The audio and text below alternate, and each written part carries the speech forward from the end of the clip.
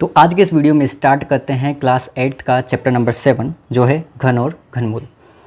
इस चैप्टर को पढ़ने से पहले अगर तुम चैप्टर नंबर 6 पढ़ लो, वर्ग और वर्गमूल, वो आता है तो इस चैप्टर को समझने में कोई भी दिक्कत नहीं आने वाली है।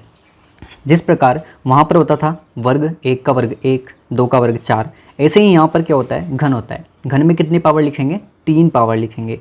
वहाँ वर्ग में 2 पावर लिखते थे, घन में 3 पावर लिखनी है। मतलब 2 का क्यूब या 2 का घन कितना होगा? 8 होगा। 3 का घन 27 होगा। मतलब प्रत्येक नंबर को जहाँ वर्ग में 2 बार मल्टीप्लाई कर रहे थे ना, यहाँ पर ध्यान रखना कितनी बार मल्टीप्लाई करोगे? 3 बार मल्टीप्लाई करेंगे। इस प्रकार ये 10 तक के घन लिखे हुए हैं, इन्हें नोट कर लेना। और इसे कहेंगे क्या? जैसे 10 का घन है ना, तो इसे कहेंगे 10 का घन वो कितना होता है? 1000 होता है। इतना सब कुछ पूछा जाता है और ये तुम्हें याद होने चाहिए। जब घन और घनमूल का टॉपिक चल रहा है तो इतना याद होना चाहिए। इसके बाद क्या याद होना चाहिए?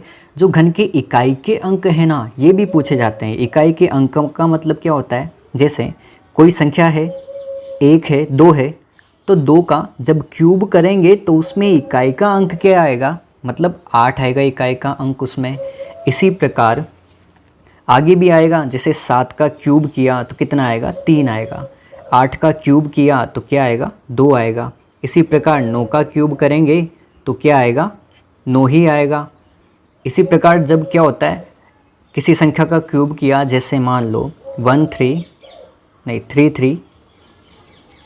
और 1, इसका क्यूब करेंगे तब इकाई अंक क्या होगा? तो हम केवल इकाई अंक को देखेंगे। और इकाई अंक ध्यान रखना, यहाँ पर मैंने कुछ लाइन लिखी है कि घन के इकाई अंक क्या होंगे? 2 का 8 होगा और 8 का 2 होगा। इसी प्रकार 3 का 7 होगा और 7 का 3 होगा। और अन्य सभी समान रहेंगे। मतलब इन 4 अंकों के अलावा जितने भी अंक हैं ना इस 10 तक के, वो बाकी अंक सभी समान रहेंगे। तो इन अंकों को छोड़ देंगे और बाकी सब सेम रहेंगे। यहाँ पर इकाई अंक 1 आ रहा है, तो 1 का जब घन करेंगे, इसका जब घन करेंगे या इसका जब घन करेंगे ना, तो 1 का घन मतलब 1 का जो इकाई अंक है उसका जब घन करेंगे इस पूरी संख्या का, तो इस 1 का ही हम घन करके देख सकते हैं। तो 1 का घन का इकाई अंक क्या आएगा? 1 ही आएगा। जैसे यहाँ लिखा हुआ है अन्य सभी समान होते हैं, तो अगर 1 दिखेगा ना तो हम डायरेक्ट कह देंगे कि इसका इकाई अंक क्या होगा? वो 1 होगा। इसी प्रकार कोई भी संख्या आ जाए, जैसे 149 है, इसका जब क्यूब करेंगे तो उसमें इकाई अंक क्या होगा? तो हमें पता है 9 आ गया, इनमें से नहीं है, तो 9 का इकाई अंक क्या होगा? 9 होगा। डायरेक्ट लिखना है बस, ठीक है। इसके बाद इसके अलावा तुम्हें याद क्या होना चाहिए कि कोई घन संख्या जो है वो पूर्ण घन है या नहीं है, इतना सब कुछ याद होना चाहिए। जिस प्रकार पूर्ण वर्ग संख्या आई थी ना, उस पूर्ण वर्ग संख्या में जोड़े बना रहे थे 2 × 2 के, 2 के कितने के जोड़े थे उसमें? 2 के जोड़े। इसी प्रकार जब पूर्ण घन निकालेंगे ना, तो यहाँ पर बनाने हैं हमें कितने के जोड़े? 3 के जोड़े।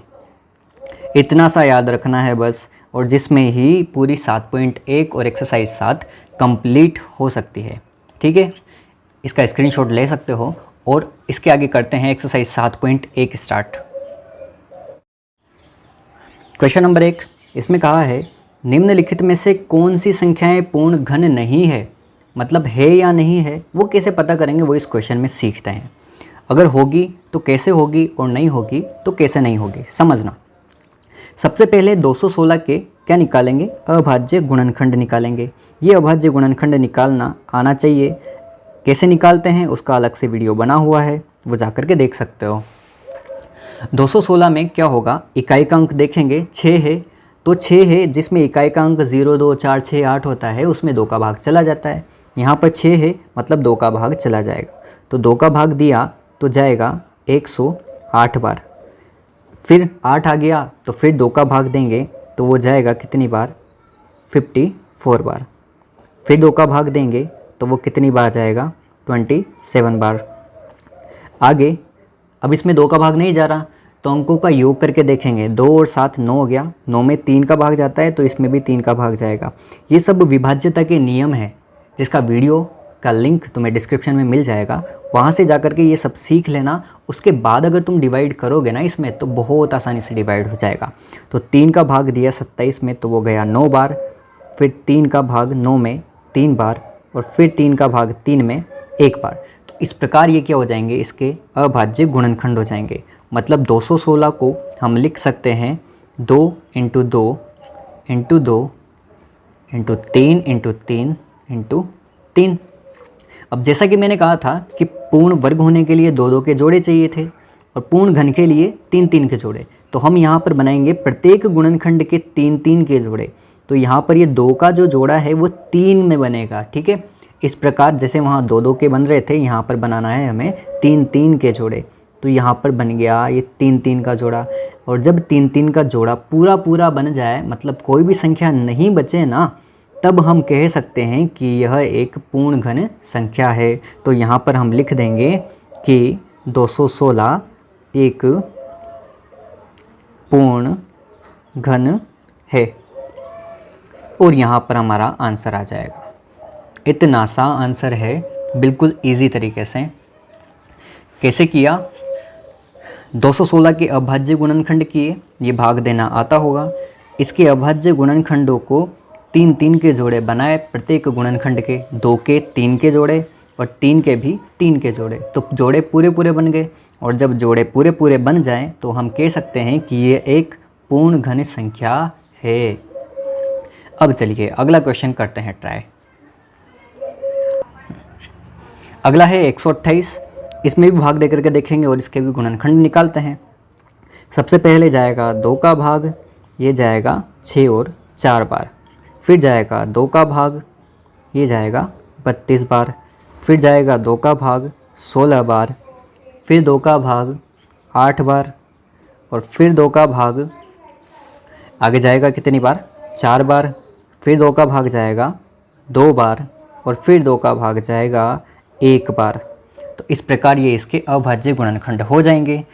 तो क्या हो गए इसके गुणनखंड, 1 to 8 इसके गुणनखंड हो गए, कितनी बार है, 3 और 3 6, और एक गुणनखंड बच जाएगा। अब समझना इस क्वेश्चन को, ये तो हो गए इसके अभाज्य गुणनखंड। जोड़े बना करके देखेंगे उसी प्रकार 3 3 के। तो यहाँ से स्टार्ट करते हैं, ये बन गया पूरा और ये बन गया पूरा, लेकिन यहाँ पर एक बच गया। ये जो 2 है ना, इसका जोड़ा नहीं बन रहा। और ध्यान रखना, जब जोड़ा नहीं बने ना 3 3 का, तो वह जो संख्या है वह पूर्ण घन संख्या नहीं होगी। इतना सा ध्यान रखना। अगर जोड़े पूरे पूरे बन जाते तो पूर्ण घन संख्या होती, और यहाँ पर इसका जोड़ा नहीं बन रहा, इसलिए ये क्या है, पूर्ण घन संख्या नहीं है। तो यहाँ पर लिख देंगे कि 128 पूर्ण घन नहीं है। आई होप आ गया होगा सभी को समझ में कि अगर जोड़े पूरे पूरे बन जाएं, कोई संख्या इस प्रकार ना बचे ना, तो वह पूर्ण घन संख्या होगी। और अगर कोई संख्या बच रही है जिसका 3 का जोड़ा पूरा नहीं बन रहा है, तो वह संख्या एक पूर्ण घन संख्या नहीं होगी।